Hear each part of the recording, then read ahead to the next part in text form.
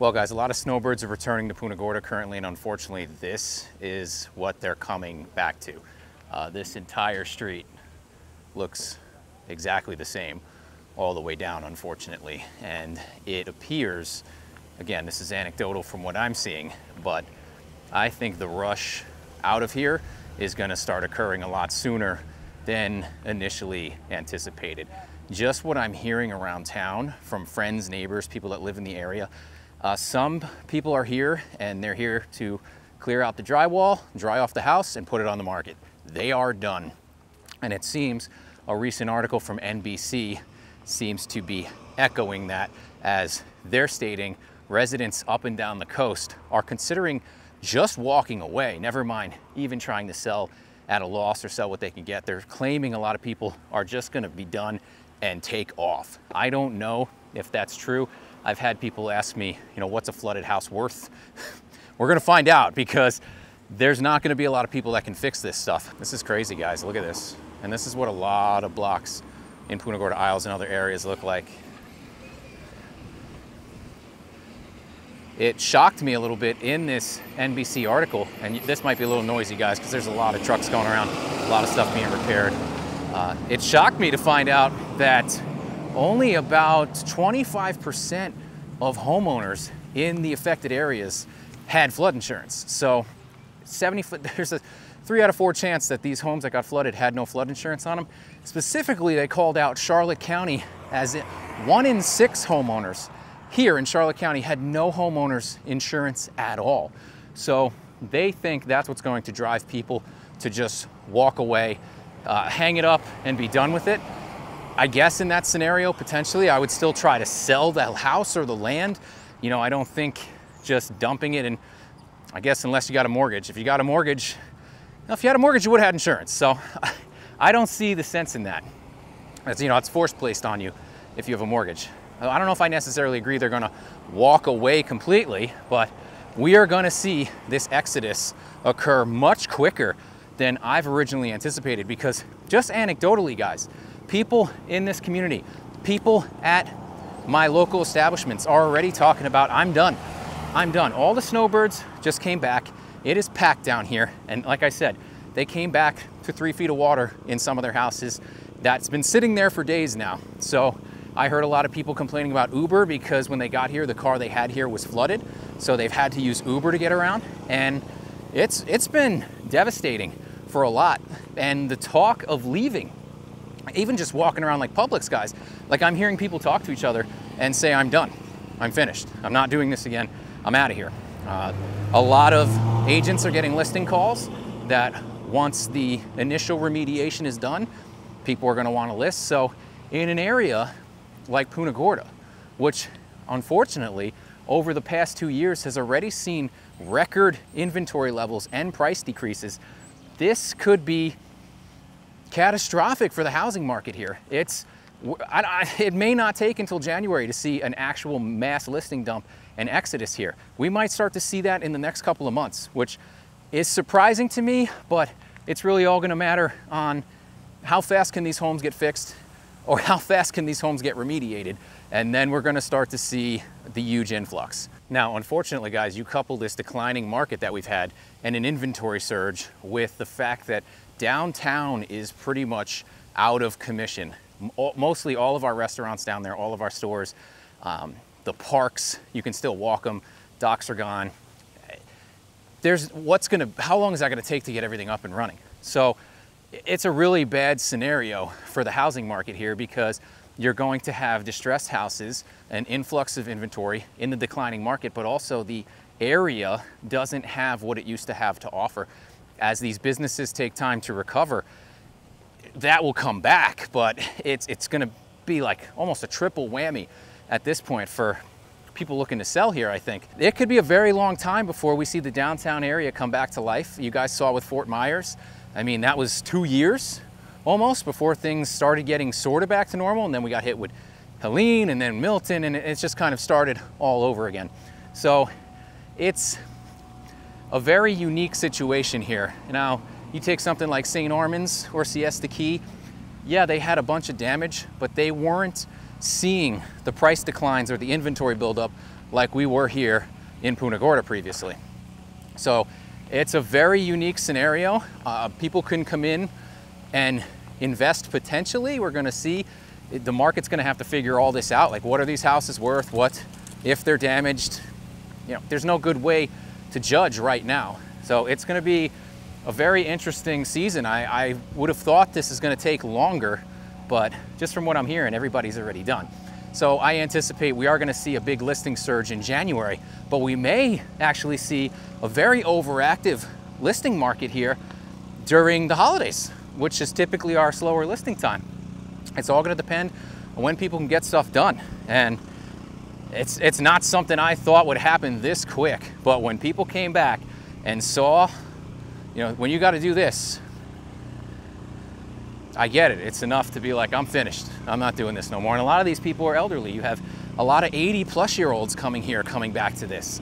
So unless they have family in the area, doing this themselves or coming out of pocket to do this is an enormous task. So it's not even just the economical stress, guys. The physical stress, the emotional stress put on people here might be too much. If you stayed, you probably got calls from people all over the country telling you you are dead. Write your social security number on your arm, put a hot dog in your pocket because they're gonna find your body. That's what we were all told. And in some areas, yes, that's how it went down. But you know, that even hearing that, if you're okay, you don't want to sit here again and watch the news for 4 days as they tell you you're a dead man walking. That's also going to be enough to have people leave. And it's not necessarily people who took damage. People who have just gone through this experience several times now, back to back with Helene and Milton. Their house is fine. They still want to leave. They're like, no, don't want to deal with it again.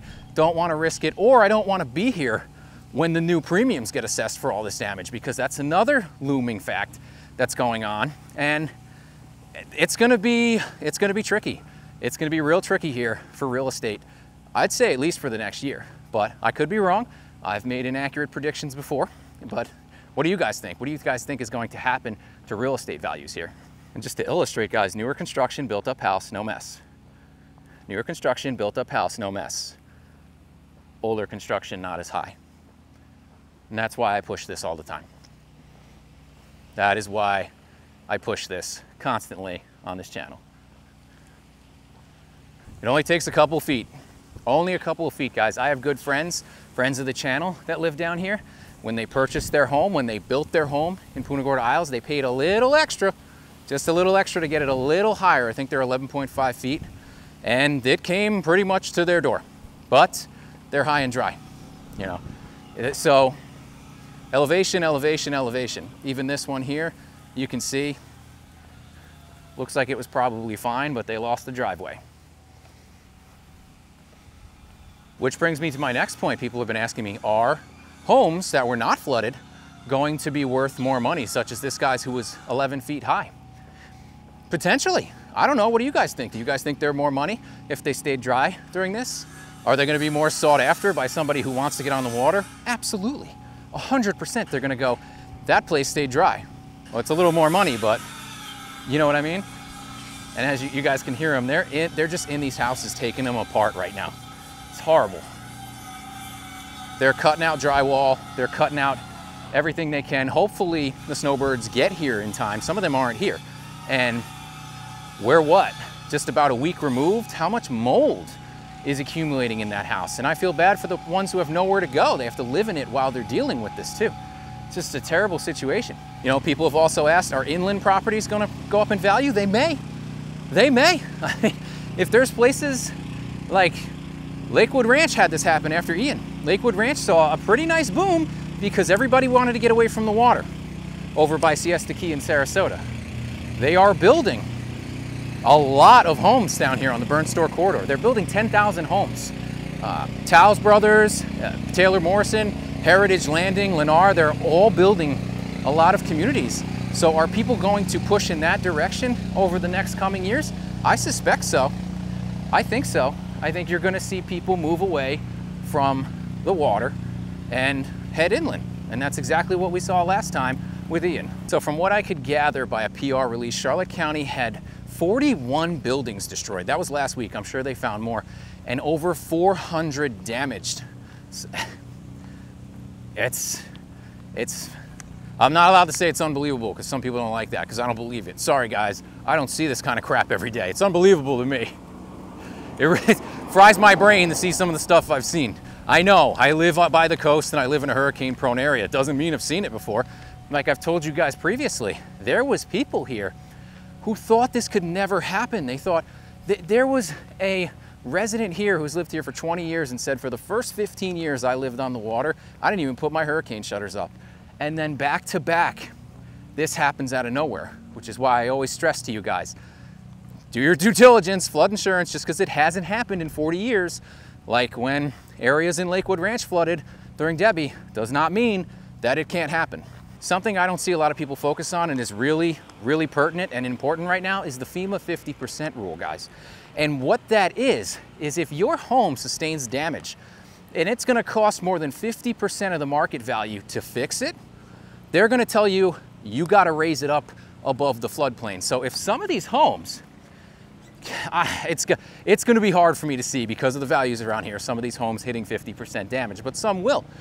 FEMA's gonna say, you gotta knock the whole thing down and start over again and rebuild it up to base flood elevation, which is basically a nail in the coffin. That's gonna get fire sailed into, what's the land worth at that point? That's really all it's gonna be. And it is a shame because it's actually a beautiful day down here, guys. It was 58 this morning, high 75. Breeze is blowing, as I'm sure you can hear some of it, and at least it's not hot to start some of this recovery right now. And a lot of you guys probably suspect this already, but count on auto insurance premiums going through the roof, just based on how many claims I've heard people have lost cars. But not only that, everyone's down here. It's very overcrowded. All the snowbirds are here. And I gotta tell you guys, it's accident after accident after accident. People are not paying attention. They're not in the right headspace. I totally understand it, but they're out driving and they're causing chaos. And I hate to say it, but when I drive around and all the stoplights are out from the hurricane, it's like almost preferred because everybody's alert, everybody's on edge. No accidents tend to happen. People pay very close attention to what's going on the road. And for some reason, you turn the red and green lights back on and people drive into oncoming traffic. And it's every day. It's gonna be a challenge financially for a lot of reasons here for a long time coming, I think. And prices, people are still gonna buy here, people are still gonna sell here.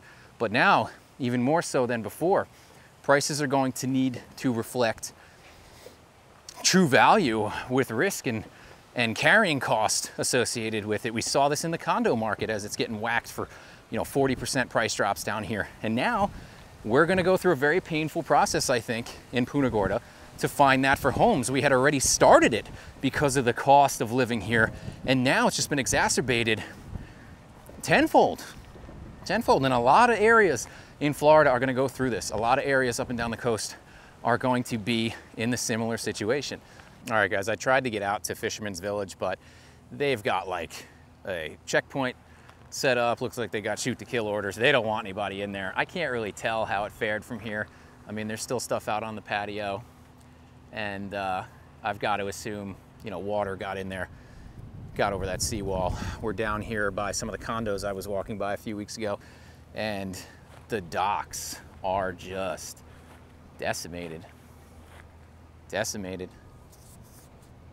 Well, that's it for me, guys. I'm gonna keep you posted on the rebuilding efforts and where the market's going. I'll catch you next time.